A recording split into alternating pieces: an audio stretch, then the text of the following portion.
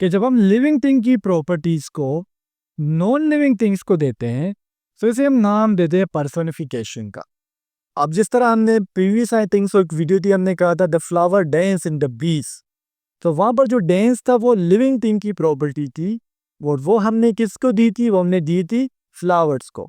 अब यहाँ पर रोना जो लिविंग थिंग्स की प्रॉपर्टी है, बट ये प्रॉपर्टी हमने किसको दी है? ये स्काई को दी है। सो दैट्स व्हाई यहाँ पर ये पर्सोनिफिकेशन। अस्सलाम वालेकुम, hope so all of you will be doing great. आज की इस वीडियो में इंशाल्लाह हम FNS टेस्ट एक्सपीरियंस ऑफ 3 अक्टूबर 2025 को डिटेल्स के साथ कवर करेंगे। वीडियो को एंड तक लाजमी से देखना है। सो चले आइए अपने वीडियो को start. First MCQ is scurvy result from deficiency of. So first of all, we have to know that what is scurvy. Scurvy है क्या?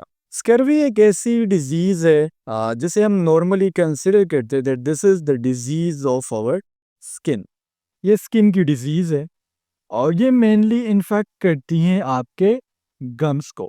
इसके अलावा आपके ब्लड वेसल्स को भी इन्फेक्ट करती है। बट मेनली जब आपको स्कर्वी हो जाएगा तो उसमें होगा कि आपके जो गम्स है, आपके जो मसूड़े हैं, वहां से खून निकलना स्टार्ट हो जाएगा। अब ये होता क्यों है?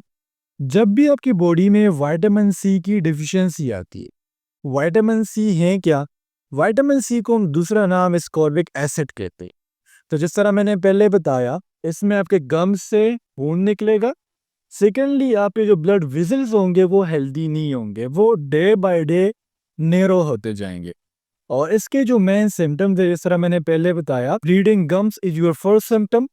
The second one will be loose teeth, आपके जो दांत होंगे वो ढीले होंगे। And the third one is आपके जॉइंट में जो है वो पेन होंगी।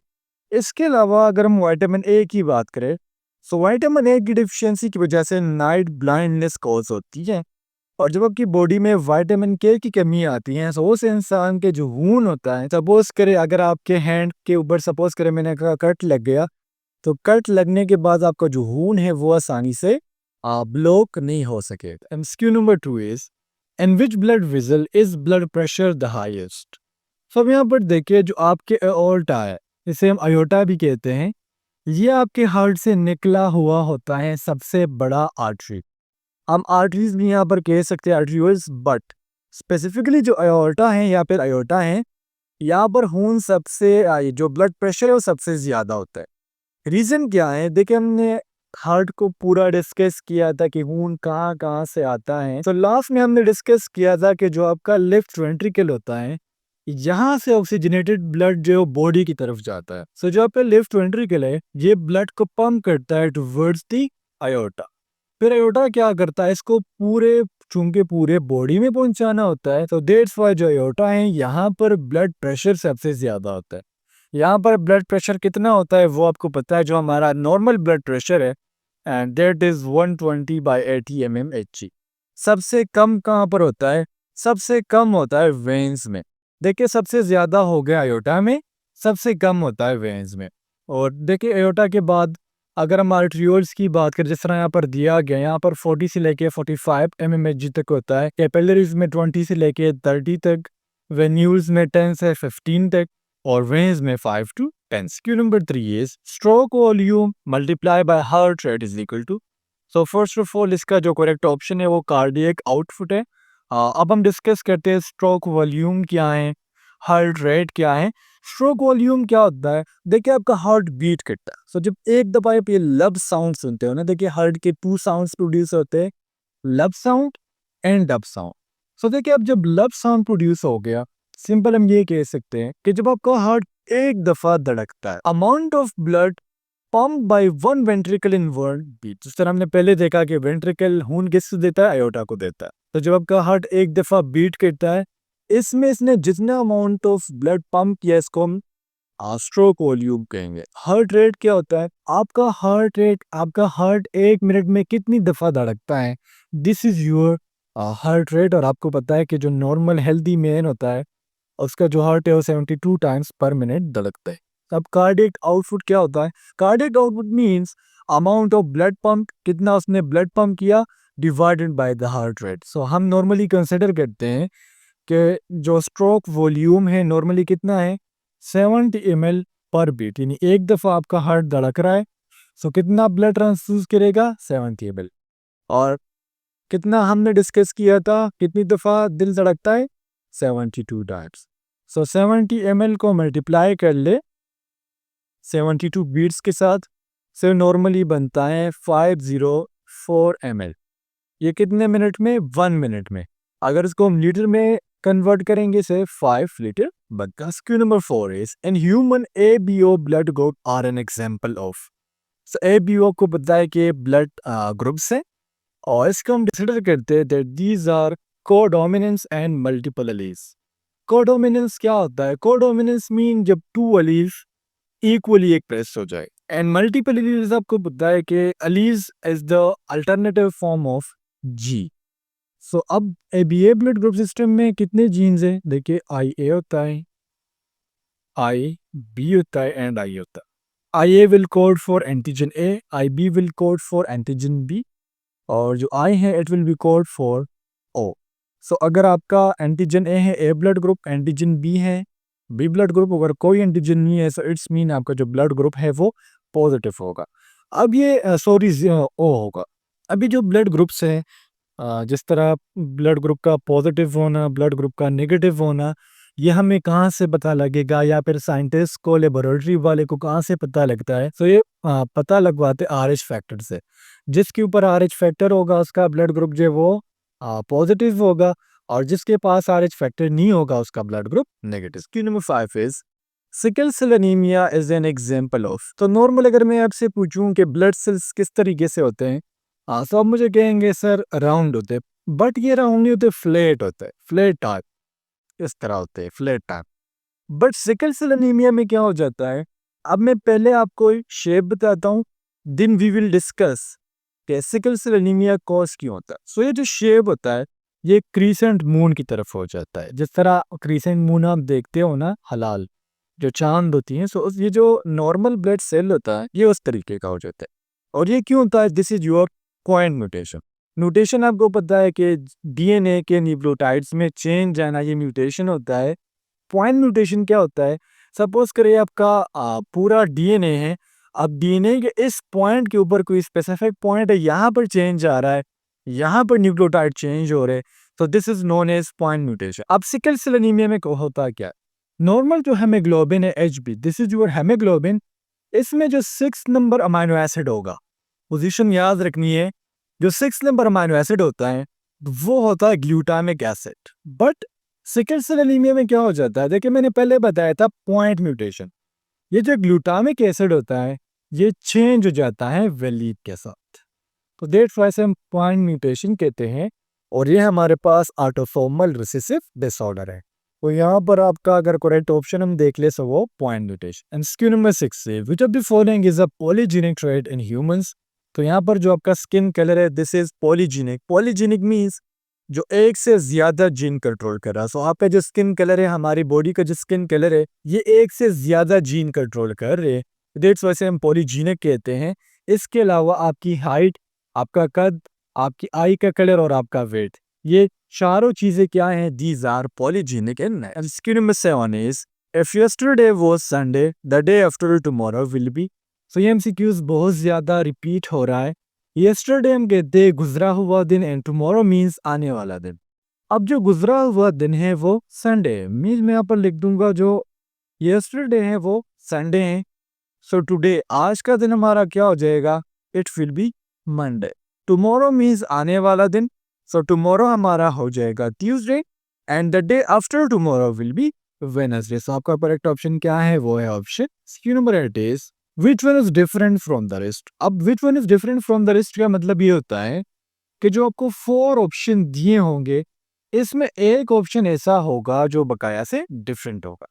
अब अगर हम गिवन ऑप्शन में बात करें तो फुटबॉल यहाँ पर डिफरेंट है। फुटबॉल डिफरेंट क्यों है? रीजन क्या है? बिकॉज फुटबॉल और हॉकी देखिए यहाँ पर अगर आप कॉन्सेप्ट लगाएंगे, सर आप कहेंगे जो फुटबॉल है दिस इज कह सकते हैं कि एक बड़े ग्राउंड में खेला जाता आउटडोर एक्टिविटी है, बट हॉकी भी एक आउटडोर एक्टिविटी है, क्रिकेट भी एक आउटडोर एक्टिविटी है, लेकिन यहाँ पर इसके फिजिकली चेंज है। फिजिकली कैसे चेंज है?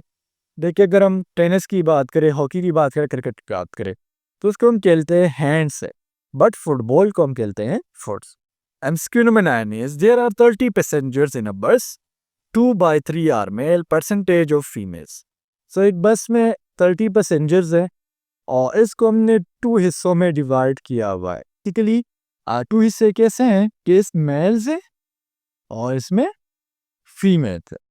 अब 2/3 का मतलब ये होता है 2:1, यानी 2 इसमें 2 हिस्से इसमें क्या होंगे, मेल्स के होंगे, एक हिस्सा इसका फीमेल के होगा।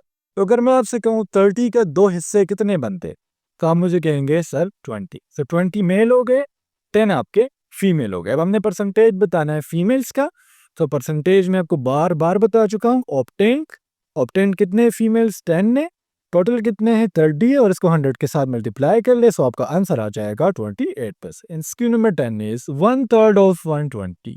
1/3 मीन 1/3, ऑफ का मतलब होता है मल्टीप्लीकेशन, एंड 120, सो 1 को 120 के साथ मल्टीप्लाई कर ले, सो ये आ जाएगा 120, 3 के साथ डिवाइड कर ले, सो ये आ जाएगा 40। सो आपका आंसर क्या होगा, आपका आंसर होगा 40। MCQ number 11 is ammonolysis of alkyl halide gives.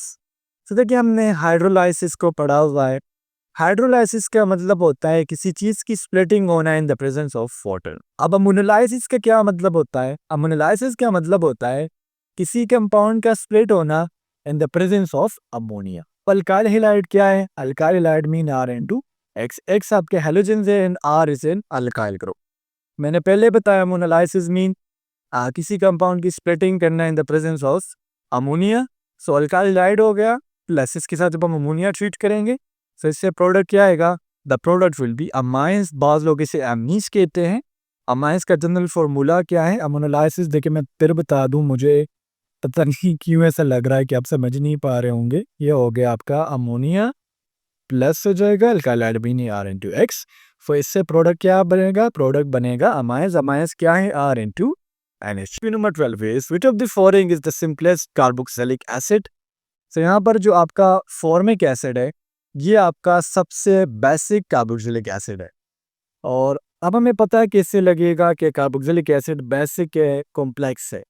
फिर हमें पता लगता है कार्बन नंबर से। जितने कार्बन नंबर्स आपको किसी एटम में, किसी कंपाउंड में ज़्यादा मिलेंगे, इट्स मीन ज़्यादा कॉम्प्लेक्स होता जाता है। अब यहाँ पर अगर हम फॉर्मिक एसिड की स्ट्रक्चर की बात करें, नॉर्मल सीरम जो फॉर्मूला लिखता है वो HCOOH, this is your formic acid. और अगर इसको हम फंक्शनल ग्रुप के साथ ड्रॉ करें तो फिर हम लिखते हैं HC double bond O into H, this is your formic acid. और यहाँ से आप अंदाज़ा लगा सकते हो कि कितना आपका सिंपलेस्ट है।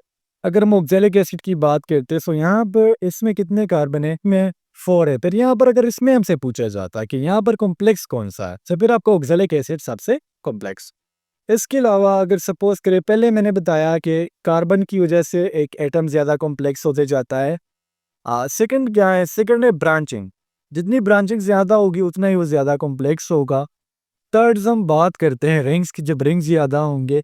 And the fourth and the last one is functionables. MCQ number 13 is carboxylic acid reacts with NaHCO3। NaHCO3 क्या है, this is your sodium bicarbonate. So ये नाम याद रखना है, NaHCO3 मीन सोडियम बाइकार्बोनेट।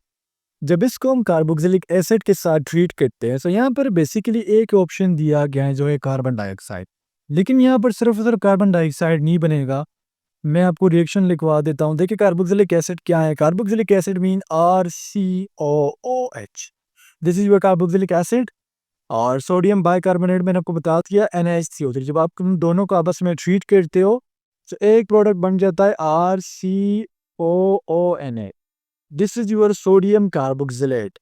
और इसको हम साल्ट भी कहते हैं। हम कहते हैं कि क्या है, ये कार्बोक्सिलिक एसिड सॉल्ट है। सो अगर सपोज करें आपको MCQs दिया जाए कि अगर हम कार्बोक्सिलिक एसिड को सोडियम बाइकार्बोनेट के साथ ट्रीट करें तो कौन सा सॉल्ट बनता है, तो वो होगा कार्बोक्सिलेट सॉल्ट। प्लस इसमें साथ साथ कार्बन डाइऑक्साइड रिलीज होगा एंड वाटर का मॉलिक्यूल भी रिलीज होगा। MCQ number 14 is Hinsberg test is used to distinguish. फिर जो टेस्ट है बेसिकली इसको हम करते हैं in order to separate different types of amines. Amines आपको पता है कि अमाइंस के हमने मेनली 3 टाइप्स पढ़े थे, primary amines, secondary amines and tertiary amines. तो जो अमाइंस होते हैं, देखिए आपको पता है प्राइमरी अमाइन क्या है, R into NH3, secondary amine क्या है, R into NH2, ठीक है, and the tertiary amine is R into N। तो this is your primary, secondary and tertiary amine. अब आपको पता नहीं लग रहा कि कौन सा अमाइन है, तो इसको आप ट्रीट करेंगे हिंसबर्ग्स रिएजेंट के साथ। हिंसबर्ग रिएजेंट क्या है, बेंजीन सल्फोनाइल क्लोराइड। मैं यहाँ पर लिख देता हूँ, benzene sulfonyl chloride, this is your Hinsberg reagent. Is tertiary amine differ from primary amines because that से हमारे पास एसिटाइल क्लोराइड के साथ रिएक्ट नहीं करते। अब ये रिएक्ट क्यों नहीं करते, सो देखिए प्राइमरी अमाइंस अगर हम देखें, सो अमाइन पहले मेरे ख्याल से मैंने गलत स्ट्रक्चर्स ड्रॉ कर लिए थे। सो प्राइमरी अमाइन में होता क्या है कि एक अल्काइल ग्रुप लगा होगा, एक R। सेकेंडरी अमाइन में क्या होता है, 2 R लगे होते, RNH into R। तो यहाँ पर भी रिएक्शन की पॉसिबिलिटी है बिकॉज एक साइड यहाँ पर एंटी है और जो न्यूक्लियोफाइल है वो आके आसानी से अटैक कर सकता है। बट अगर हम टर्शियरी अमाइन की बात करें, सो टर्शियरी अमाइन में चूंकि आपको पता है कि तीनों साइड्स पर आपको अल्काइल ग्रुप मिलते हैं, सो दैट्स व्हाई ये एसिटाइल क्लोराइड के साथ react needs. Q number 16 is the velocity ratio of an ideal machine is equal to. So ideal machine तो वैसे पॉसिबल नहीं है, बट आइडियल मशीन हम उस मशीन को कहते हैं जिसको आप इनपुट देते हो, सो उसको कम्प्लीटली चेंज करता है 100%। वर्क में नहीं, आप किसी मशीन को 100% इनपुट दे रहे हो तो वो आपको 100% वर्क देगा। सो ऐसा मशीन तो वैसे पॉसिबल नहीं है। बट जो वेलोसिटी रेशो है आइडियल मशीन की, ये किसके बराबर है, input distance divided by output distance. Q number 17 is nuclear fission is initiated by. So first of all nuclear fission या फिर फिजन ये क्या होता है, ये एक ऐसा रिएक्शन होता है जिसमें हैवी न्यूक्लियस, उसकी स्प्लिटिंग होती है छोटी छोटी न्यूक्लियस में और इससे एनर्जी रिलीज होती है, बहुत ज़्यादा एनर्जी रिलीज होती है। सपोज करें ये एक बड़ा न्यूक्लियस है, इस न्यूक्लियस की आपने क्या कर ली, स्प्लिटिंग कर ली, और ये छोटे 2 न्यूक्लियस में क्या हो गए, ये कन्वर्ट हो गए। तो इस रिएक्शन को हम नाम देते हैं न्यूक्लियर फिजन का, और इससे लार्ज अमाउंट ऑफ एनर्जी वो यहाँ पर रिलीज होंगी। अब कौन सी एनर्जी होती है, अल्फा रेज होते हैं, बीटा रेज होते हैं, गामा रेज होते हैं, डेल्टा रेज होते हैं। तो अब इसके लिए क्या चाहिए होंगे, इसके लिए चाहिए होंगे फास्ट न्यूट्रॉन्स। फास्ट न्यूट्रॉन्स क्यों चाहिए होंगे, बिकॉज जो न्यूक्लियस है वो स्प्लिट कर रहा है, सो न्यूट्रॉन्स लाजमी से बात है वो बाहर आएंगे।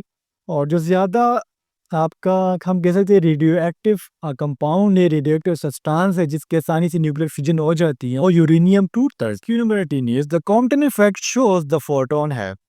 सो फोटोन्स क्या है या फिर लाइट क्या है, these are the packets of photons, mean हम कहते हैं कि एनर्जी के पैकेट्स है। सो हमारे पास जो कॉम्पटन इफेक्ट है, कॉम्पटन इफेक्ट क्या कहता है, कॉम्पटन इफेक्ट कहता है कि जब आप किसी एक्स रेस को फ्री या फिर लूजली बाउंड इलेक्ट्रॉन्स के साथ स्ट्राइक करते हो, सो उसकी जो स्कैटर इलेक्ट्रॉन्स होंगे या फिर स्कैटर जो लाइट होंगी, उसकी जो वेलोसिटी है वो इंक्रीज हो जाए। और ये क्या बयान करता है, ये फोटोन के मोमेंटम और एनर्जी दोनों को डिफाइन कर। Q number 19 is they had already lift before I arrived.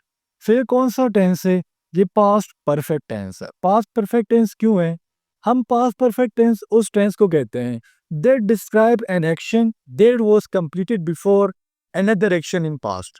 देखिए यहाँ पर अगर हम फोकस कर ले, तो यहाँ पर क्या कह रहे कि जब मैं पहुंच रहा था, सो वो ऑलरेडी जा चुके थे। सो मीन मैं जा रहा हूँ, मैं कंटिन्यूस होके जा रहा हूँ, प्रेजेंट है, बट वो ऑलरेडी लिफ्ट कर चुके हो, पास्ट की बात हो रही है। ये कौन सा टेंस होगा, ये होगा पास्ट परफेक्ट टेंस। और इसके अगर हम फॉर्मूला की बात करें, इसमें हम क्या यूज करते हैं, हम यूज करते हैं subject plus head plus word का third form. Number 20 is the sky weeps in sorrow. So हमने सिमिली को डिस्कस किया था, मेटाफोर को डिस्कस किया था, हाइपरबोल को डिस्कस किया था। सो वो समझाने की जरूरत नहीं है, अगर आपको वो समझना है, आई थिंक सो अक्टूबर के एक्सपीरियंसेस है, आप वो देख सकते हो। The sky weeps in sorrow.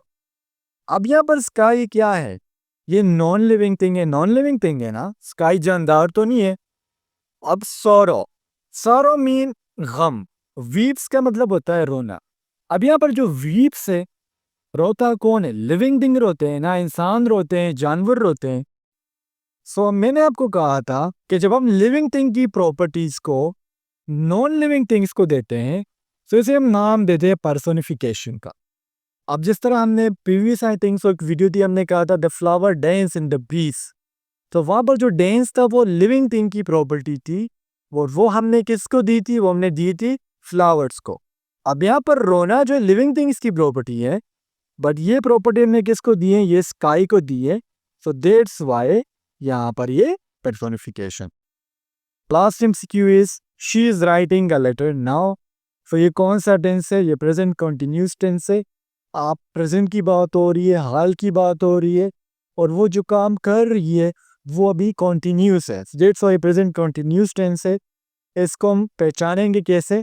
सबसे पहले लगाएंगे सब्जेक्ट, इसके बाद आएगा इज, एम या फिर आर, और जो वर्ब लगाएंगे इसके साथ आईएनजी यूज करेंगे प्लस ऑब्जेक्ट लगाएंगे। सो यहाँ पर वर्ब क्या है? वो राइट है, इसके साथ हमने आईएनजी यूज किया, सो ये हो गया राइटिंग। सो दैट्स व्हाई ये प्रेजेंट कंटीन्यूअस टेंस है। तो स्टूडेंट्स, ये था आप लोगों का आज का एक्सपीरियंस। उम्मीद करता हूँ आपको तमाम एमसीक्यूज क्लियर हुए होंगे। इंशाल्लाह नेक्स्ट वीडियो में मिलते हैं।